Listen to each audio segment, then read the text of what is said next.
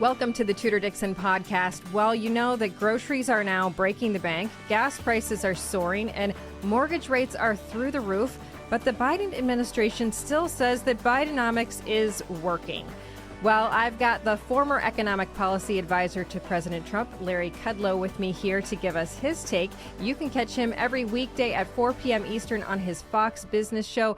Larry, welcome to the podcast. Tell us what you think about Bidenomics. Bidenomics is not doing well. That's what I would say about Bidenomics. Listen, the problem with Bidenomics is the issue of affordability. And you mentioned a couple things. Gasoline prices have come down, but they're still way ahead of where they were a couple years ago, where Donald Trump left them. And wages have gone up and people are working, but the trouble is the level of the consumer price index has gone up much more. So again, real wages are falling. Ordinary working folks, typical families, probably lost something in the neighborhood of $7,000 in the last couple of years. And again, in the prior years, they rose by almost $7,000, according to new revisions coming out of the government. And then the other problem you've got, besides real wages falling, grocery prices have been rising at a substantial rate. I mean, actually, it's so much fun here. Economists, heaven forbid, economists love to look at the inflation rate and they say, well, we have to look at the core rate. We have to exclude food and energy. So I think that's a big problem because food, AKA groceries, and energy, AKA gasoline, those are the necessities, the essentials of life, of day-to-day life. Absolutely. That's what I spend all my money on.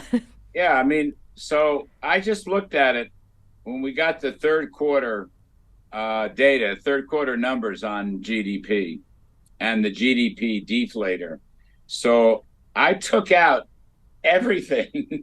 I took out everything but food and energy, okay? Because that's what you should be looking at if you're worried about middle-class living.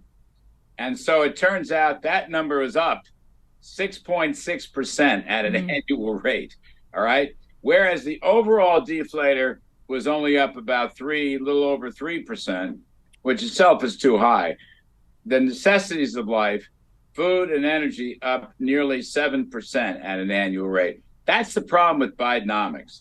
The level of prices has gone up markedly, almost 20% in the last nearly 3 years. And that's killed people. You're working, but you're losing ground. You're working harder and you're buying less. That's the problem. Life is not affordable for middle income people. And actually, by the way, lower income people. I mean, minority groups get hit even harder than middle class people do, at least in low income minority groups. So that's the problem with Bidenomics. The last point I'll make is, home buying, you want to have a home, buy a home. That's the American dream. So the problem there is mortgage rates are now over 8%. And that makes housing affordability. I think I just saw from the National Association of Home Builders, it's the worst in something like 20 years. Wow. So, these are the difficulties. And look, the root cause of this, is too much spending, too much money printing, too much borrowing. And these things feed into the inflation rate. That's the failure of Bidenomics. I mean, there are other things to talk about, the war against fossil fuels, for example, but those are the basics, Tudor. Well, let me ask you that, because when we talked to Donald Trump and I asked him about the situation with inflation and just in general, the overall costs that are costing, as you said, low-income families the most, he simply said, drill, drill, drill, baby, drill. Yes. Which I, from your perspective, is that the answer? Because right now we see Biden stepping further away from America drilling oil. Yes. Well, I think President Trump was right. It's not the only factor, but it's really a major factor. So why is it a major factor? Because, I mean, is that because as the oil prices go higher, it's higher to transport everything and then everything goes up? Is that what we're seeing happening? I'm not turning my back on you. I'm going to get you a list. I have this wonderful list that I keep. Most folks do not understand how important oil and petroleum is to the economy. So when President Trump says drill, baby, drill, he's right. We got it up to 13 million barrels a day. Then after the pandemic, Biden and his war against fossil fuels, it recovered briefly and then it came back down. It's come back to about 12.5 million barrels a day, but it ought to be about 14 or 15 million barrels a day. That's the problem. If you were drilling and the rig count was up, you'd be about 14 to 15 million barrels a day. So prices are $80 to $90 a barrel right now. Follow me with this, 80 to 90. Gasoline is around $3.50. Okay. If you drilled properly, you didn't have a war against fossil fuels, and you didn't have all this socialist Green New Deal stuff, you'd basically be 14 to 15 million. What would that do to prices? That would bring prices down, I would say, Tudor, hard to be exact, but it would be close to $50 a barrel, not $80 or $90 a barrel. And the price of gasoline would be closer to $2 or maybe $2.50. It wouldn't be a $3.50. So now look at, here's another point. Hundreds of prices throughout every nook and cranny in the economy are affected by refined petroleum products. All right, follow me on this. It's not only gasoline, okay? Can I just read you? We'll have some fun here. I don't know if you have a couple hours. No, I'm just kidding. I have this list. I carry it around with me. It's from the Energy Department, okay? It's fossil energy, and it really comes to refined petroleum in our daily lives. Are you ready? Yep. Air mattresses, antifreeze, antihistamines, antiseptics, asphalt, aspirin. I'm just eyeballing this. Boats, cameras, candies, car batteries and cases, cell phones, clothes, coffee makers. Here's one, cold cream. All right. We both have to take our makeup off every day. You and me. Crayons, credit cards, curtains, denture adhesives. Now I'm skipping over stuff. I'm just dishwashing liquids, dog collars, electric blankets. All right. Now, fertilizers. Fertilizers are very important because that goes into food prices. And that has been outrageous the past few years, is the cost of fertilizer. Yes. And it has cost, that is another reason our food prices are higher. Here's some golf bags, golf balls, guitar strings, hair colors. I won't mention that. Ice buckets, lipstick, luggage, mops. Okay. Now we go into pharmaceuticals. Okay. Drugs that we use every day. Again, including aspirin, refrigerator linings, roller skate wheels, roofing, rubber cement, shoes, sandals, sunglasses, surfboards. I'm sure you're out there surfboarding in Michigan. Tennis rackets, okay. I played college varsity tennis.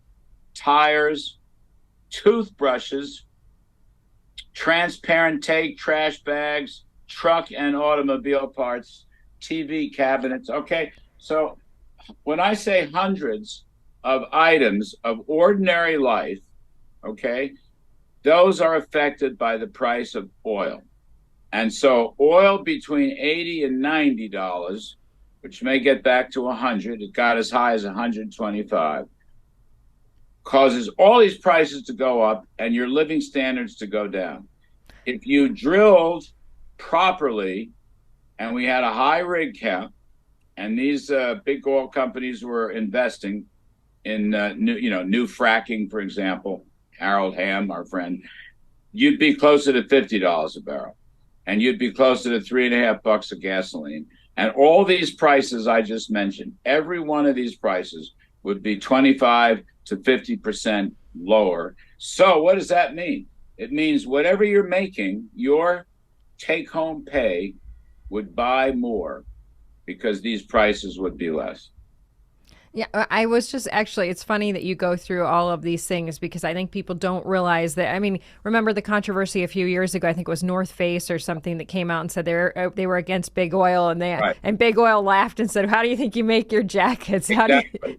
How do you think Exactly. By the way, if you go into, God forbid, you go into an operating room, probably 75% of the things these doctors use have a petroleum base to them.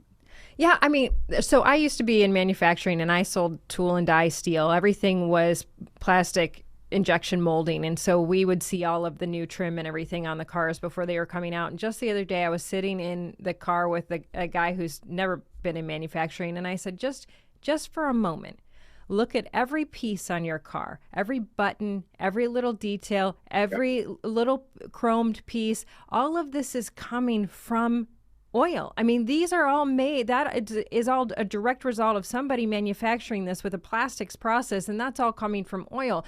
So my question to you is, we are seeing this push to get rid of fossil fuels. Nobody really understands all of the things they make. But in addition to that, we had a state senator who was on the floor a couple days ago, and he gave a very compelling speech. He's also a dairy farmer in the Upper Peninsula of Michigan. And he said that I think as the governor is now wanting to take 260,000 acres of farmland and put solar farms on them. He said, let me tell you how that affects me. Because if my buddy to the right of me decides I'd rather get $3,000 a month of subsidies for my land and gets rid of his dairy farm, and to the left of me the same, he said, suddenly nobody wants to come and service any of my equipment, come out and help me with my farm. If I have a problem, I can't go to the neighbors because they don't have a dairy farm anymore. He said, your food security is at risk as long as you are focused on only one thing, and that is getting rid of fossil fuels and bringing in these solar farms and wind farms. So how serious is this if we get rid of fossil fuels, and we are, how many things are we putting into jeopardy right now by doing this? It's catastrophic. Look, can I just say it can't happen and it won't happen. You have these left-wing climate change people running the administration, and this has been their great dream for years. But let's be very clear. If you go underneath the climate change hood, think of it as the hood of a car, go underneath that hood. What you have is an ideology that is against free market capitalism. Mm-hmm. Okay. These people are central planners. This is Soviet style 5-year plans, 10-year plans. They are opposed to business. And one of the key aspects of the Biden administration across the board in everything they do is the massive volume, thousands of new regulations aimed at controlling business or stopping business. All right. And people mistakenly think that is to protect the earth in the future, but it doesn't protect the earth in the future. No, and interestingly enough, too, another point on this is let's say you want to produce a wind farm. I'm not against wind energy, and I'm not against solar energy. I just am against the idea that you're going to abolish fossil energy. But if you want to build a wind farm, you are going to create a tremendous output of carbon. Make no mistake about that. Mm-hmm. The equipment you use, the construction, the excavation, all of that will release massive amounts of carbon into the air. You'll also destroy the environment. I mean, these wind farms are several hundred square miles or more, and you're just going to dig up the environment. You're going to wreck whatever wildlife is there. Talk about endangered species. You're going to destroy all that stuff. So people haven't thought this through. And the Biden administration has my opinion, purposely avoided explaining to people what it means to replace fossil energy with wind or solar energy. They have never given you a roadmap. They've never been specific about the carbon cost or the overall cost in dollars and cents. And then finally, as I'm sure you're aware, because they are opposed to drilling and excavation of minerals, which are necessary for electric-powered car batteries, you're helping China, which is our enemy, okay? You know, we have the minerals here to produce electric car batteries. And I'm not opposed to electric cars, okay? But the same regulations that are stopping fossil fuel excavation apply to other minerals. And those minerals are necessary for the very batteries to power the cars. So when they say gas-powered cars end in 2035, you sort of scratch your head and you go, how are we going to do this? Well, the answer is, we'll buy China. We'll just have to buy all of China because China has the mineral resources and they excavate it. So this is silly. The whole thing is silly. And that's why it is so unpopular. You know, by 2-1, people do not want to end gas-powered automobiles. That was actually what I was going to say, because we just saw Ford say they're not going to open this battery plant that they had promised in Kentucky. They are putting a hold on the one that they were talking about in Michigan. Is this, I mean, you could say this is maybe because of the strike, but is it more because they're realizing that while people are not opposed to electric vehicles, not everybody wants to go out and buy one and rely fully on an electric vehicle? I mean, even the Ford CEO came out and said, we're finding out that this is more of, I mean, I'm paraphrasing, but a rich man's toy than an actual daily driver. Well, they lost $4.5 billion last year on the EV side.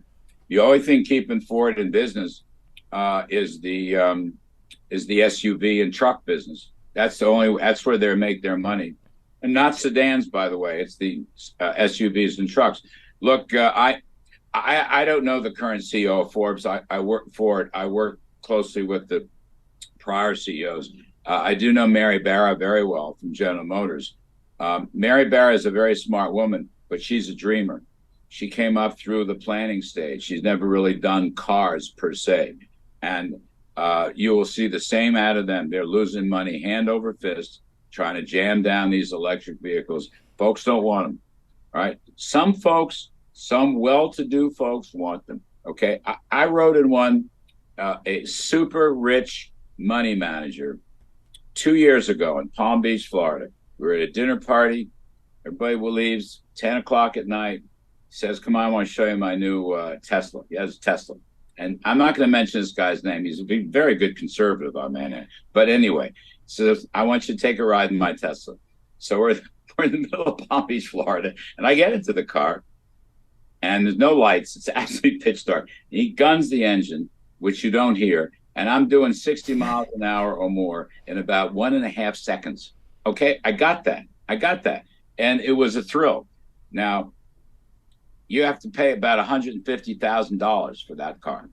All right. So it is a rich person's toy. Okay. I'm not against him. I happen to like Elon Musk. I know the guy, did a little bit of work with him in the White House, but this is not for everybody. A lot of people would like to buy a $35,000 car.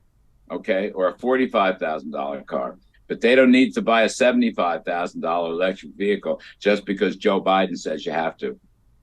Well, and you talked about China. I want to get into that a little bit because it does seem like we are trading national security for what we say is going to be economic growth. It doesn't seem to be economic growth. And we're bringing some of these companies right into the United States, like this company in Michigan that is supposedly making some sort of electric battery component. But we're hearing that it's not even staying in the United States, that it will ship out of the United States. So why are we bringing, under the guise of being green and being a cleaner nation, even though China is not going to be green or be a cleaner nation, why are we bringing in companies that are affiliated with the Chinese Communist Party into the United States, and how dangerous is that? Well, it's a good question. The answer is you're giving up a lot of national security. You're giving up a lot of economic security. Um, you know, I was on the China trade team, and I thought President Trump, his phase one China deal was a pretty good deal. Not all of it is being implemented. Some of it is. His trade rep, Robert Lighthizer, Bob Lighthizer is a very dear friend of mine, did a great negotiating job. I don't know that they're going to implement it. Here's the key point. It's not electric cars that worry me, although I think it's silliness because we're going to have to buy the minerals for the batteries from China. So it's like, it's like the China Economic Growth Act. But what is so important here is technology. America is a world leader in technology and in advanced technology. And that is the lifeblood of our economy. That's where the inventions and innovations, that's where the high-paying jobs come from. That's where the new businesses come from. It's all about advanced technology, which we still do better than anybody else in the world. Okay? We cannot, this is what Lighthizer taught me, we cannot give up our technological advance. It is the heart of the American economy. And so when we had negotiations, from Trump and Xi all the way down the line, we said, look, you are stealing our technology. And we can't allow that. We cannot allow intellectual property to be stolen. You are stealing it left and right. Mm-hmm. We cannot allow the forced transfer of technology. So an American company goes to China, as a lot of them did in the 1990s and the 2000s. The Chinese require that they own 51% of the company, and they control the board of directors. Okay? So what do? They said they make you put your blueprint on the table. They order you to do this in order for you to continue to trade with them. Blueprints on the table, they make notes, they do reverse engineering, and they steal our technology, our intellectual property. This cannot be permitted. And if that means, and I tend to be a free trader. President Trump kids me about this all the time, but I supported him on his China tariffs because we cannot allow them to steal our intellectual property and our advanced technology. We cannot allow that. And it's not only an economic issue, Tudor, it's a national security issue because of the defense weaponry, as you can well imagine. So the stakes here are very high. Why do we even allow, we have on so many of our defense projects, we have a 90% Buy America clause. Why is it just that? Why aren't there certain standards where you can't buy from countries that are adversarial? Well, I would agree with that. I think that's something that has to be looked into. You'd need a tough administration to do it. We don't have that now.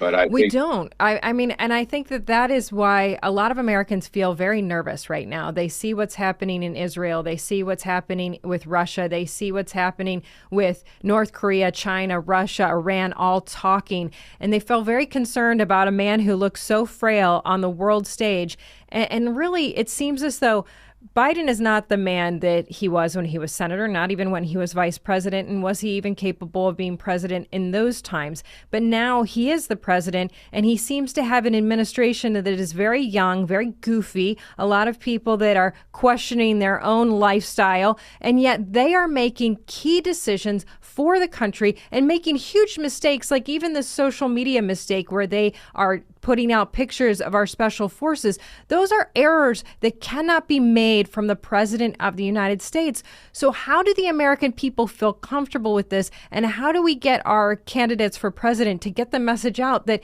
you got to vote for a Republican in 24 because this is not going to end well if Biden has another 4 years? Yeah, well, Trump took out Soleimani. All right. Soleimani, who was Iran's head of terror operations, he was the number one guy. So Soleimani lived a lavish lifestyle, and he's coming out of an Iraq airport, and he's going to visit an Iranian command and control center in Iraq. And he got into a car, and Trump took him out, he and his driver. What did Iran do? They didn't do anything. You know why? Because this economic and energy sanctions that we put on them were enforced. So they were not selling oil. They were down to like 400,000 barrels of oil. Today, they're up to close to 4 million. Their foreign exchange reserves are almost, I don't know, $5 billion. Today, they're about $80 billion. They didn't say a word. It's funny. I was on the air this morning on one of the business shows. Trump also told the mullahs, I have your phone number and I know your home address. And people thought that was nuts, but it worked. That's what you need. You need deterrence, not appeasement. You have in the Biden administration appeasers. What we need are strong men. Peace through strength requires actions from time to time to send a message and make a point. And when I was a young man, I worked for Ronald Reagan. Reagan knew this very well. And then more recently, I worked for President Trump, and he understood it very well. Deterrence is what you need, not appeasement. That's the big issue right now. I don't think we'd be in Afghanistan, or we wouldn't have had to vacate Afghanistan the way we did. I don't think Putin would have ever invaded Ukraine. And I don't think Hamas would have ever undertaken this barbaric invasion of Israel, killing 1,400 civilians at a peace concert. I mean, I don't believe it. Iran is the problem. Probably the biggest problem is Iran right now. The biggest problem, maybe North Korea, close second. But China is our enemy. Russia is our enemy. Maybe we can do business with Russia on some things, but I'm very doubtful. You need a strong person in the White House. The other thing, Tudor, is I'm not going to judge the Biden people personally. I know some of them. Okay, I knew them when they worked for Obama. I've known them when they were out of office. There's some good people in that administration, but predominantly, the people staffing the Biden administration are not men and women who have worked in business, had to earn a paycheck, had to sign a paycheck. They have no understanding of that. And that's really too bad.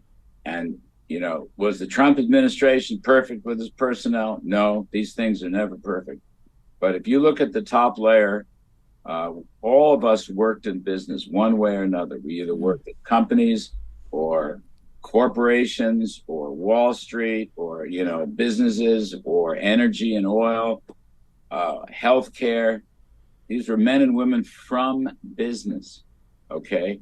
And I think that makes a big difference. And that's why I said earlier when we were talking about the energy problem, these are central planners. These are people that believe in government. It's like something out of a Friedrich Hayek book. It's like The Road to Serfdom or The Constitution of Liberty.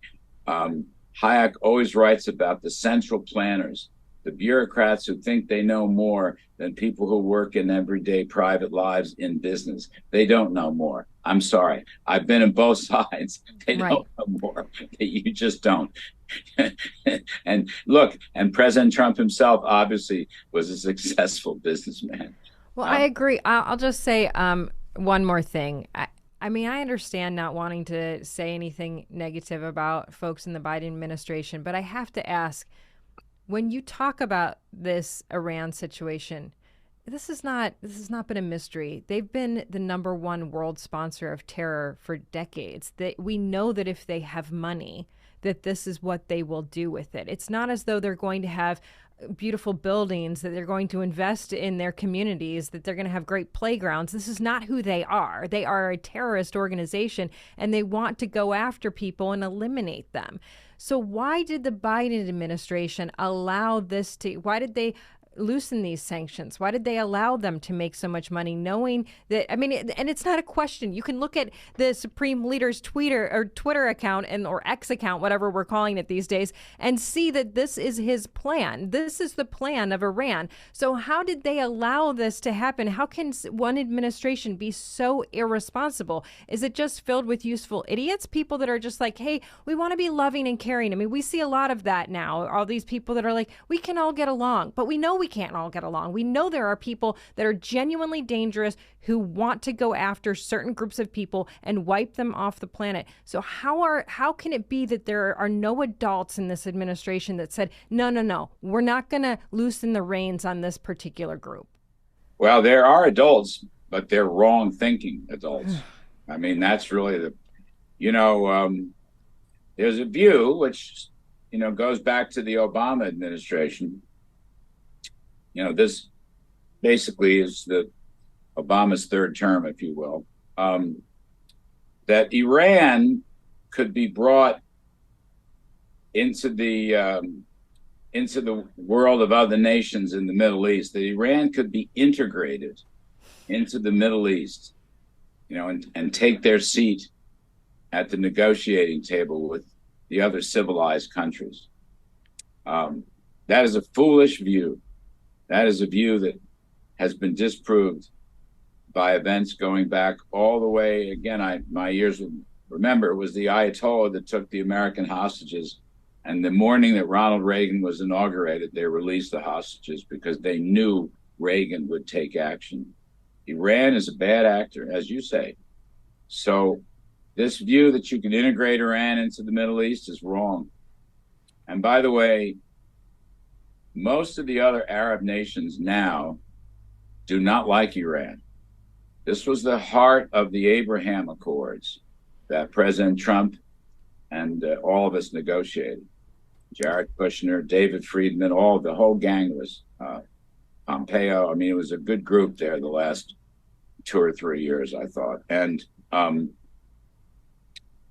there's a story running. You take a look at this, or have somebody. The online newspaper, the New York Sun. It's a very good conservative paper. But anyway, there's a story by Benny Abney, a reporter.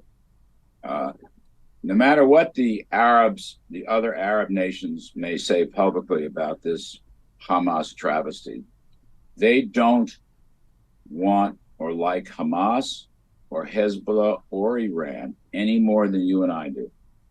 They would love to see Israel wipe Hamas out. It's a very important story because these were the nations that we were negotiating with, and that includes the Saudis.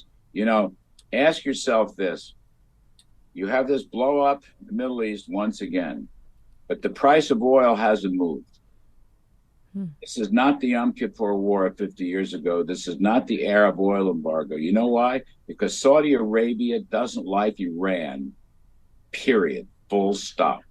And the Saudis were doing that. And I'm not going to defend everything the Saudis have done, but I'm saying their foreign policy is much more pro-Israel today and anti-Iran. And it's true with the Emirates, and it's true with the other Gulf states, okay? And this is a very important swing. And that's one reason why I want Biden to just let Bibi Netanyahu, warts and all, just let Netanyahu and the IDF do what they're going to do. They'll be doing the whole world a great service by cleaning up Hamas. They'll be doing the all civilized world a great service. Israel can do more for religious freedom than any other country right now by wiping out Hamas. And if you wipe out Hamas, the next step is Iran. Iran will fall, but you'll need a strong president to push it over. And we're going to have a strong president in a little more than a year. Well, I absolutely hope everybody is listening so they go out and vote, because I think that what you're saying is so key, that these Arab nations, maybe they'll be silent. Maybe they'll say they are supporting the other side, But if you have a strong America, you have a strong world. I mean, and that there is no question about that. If we are a weak America, you see what's happening right now. And I think that's what so many people are saying. You've got to make sure you vote for a strong America and get a Republican president in there in 2024. Larry Kudlow, it is so interesting to talk to you. Thank you so much for coming on the podcast today. My pleasure. And thank you all for joining us on the Tudor Dixon Podcast. For this episode and others, go to TudorDixonPodcast.com. You can subscribe right there or head over to the iHeartRadio app, Apple Podcasts, or wherever you get your podcasts. And join us the next time on the Tudor Dixon Podcast. Have a blessed day.